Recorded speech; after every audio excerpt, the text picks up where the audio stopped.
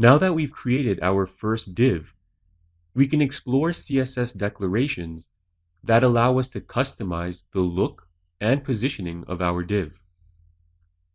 The first item of discussion is CSS IDs. CSS IDs are similar to classes. They are defined in your style sheet and referenced in your HTML elements. The primary difference is that once an ID has been referenced in an HTML element, it cannot be used again within the same HTML file. You might recall that when we created classes, we could use that class as many times as we needed for multiple HTML elements. This is not the case with IDs.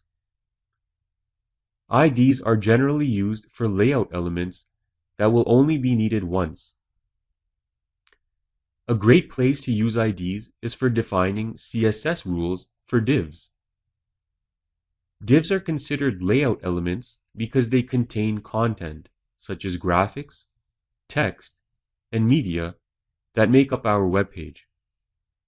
Each div normally requires its own unique set of attributes. One example is the position attribute. In most cases, when designing CSS layouts, you wouldn't have two divs in the same location on the web page.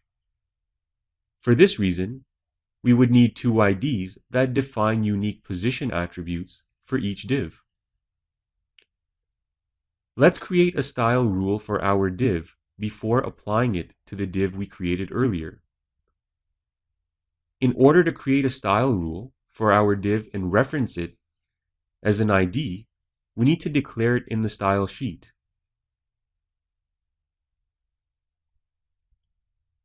Let's create our style tags and define the ID.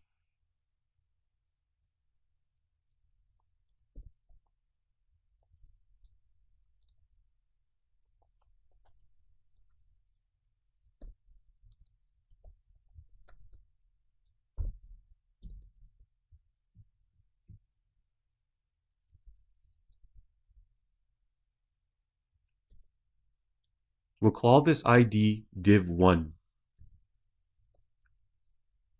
And when defining an ID, you need to place the number sign in front of the name.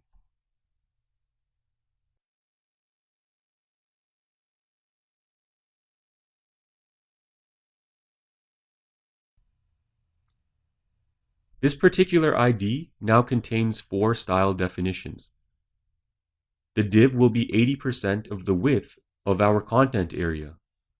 It will have a 3-pixel black border. The background of the div will be yellow, and any text contained in the div will be blue.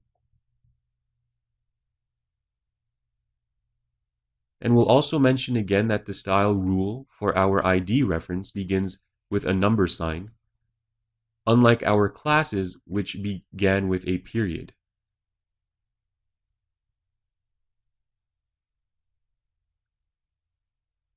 With our ID created, we can now reference this ID in our div tag.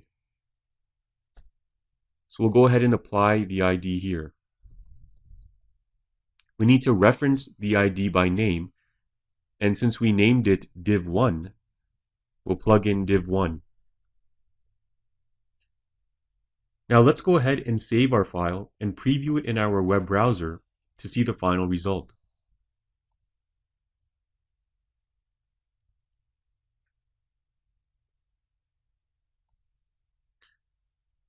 So here we can see we have a 3-pixel black border. The background of the div is yellow. The text contained within the div is blue. And the div itself is 80% of the width of the full content area.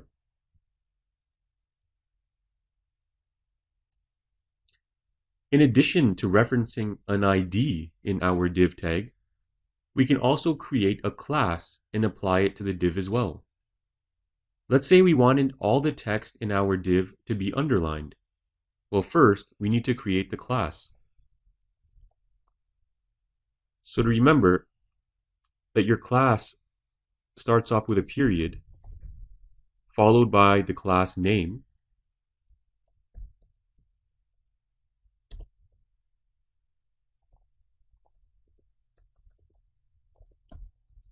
And this is the CSS syntax for underlined text.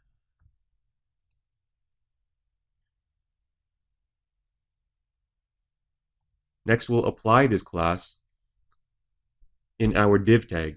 So just make a space, type class equals, and then in your quotations, put the name of the class, underline.